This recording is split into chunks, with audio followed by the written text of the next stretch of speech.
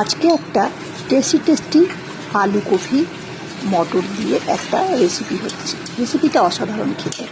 এর মধ্যে কাজু বাদাম বাটা, চারু মগজ, টমেটো, আদা, কাঁচা লঙ্কা দিয়ে একটা পেস্ট বানিয়ে নেওয়া হয়েছে।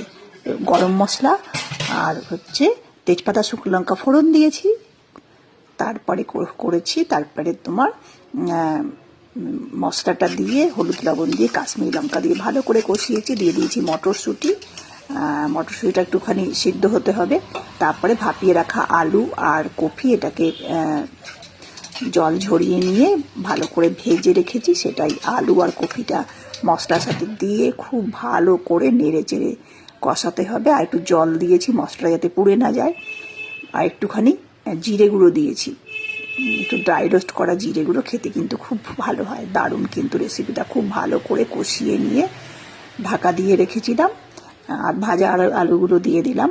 এটা ঢাকা দিয়ে রেখে বেশ সুন্দর সবজিগুলো একদম মশলার সাথে মিশে মাখো মাখো হয়ে সিদ্ধ হয়ে গেছে। গরম মশলা, ঘি, চিনি দিয়ে নামিয়ে দিই।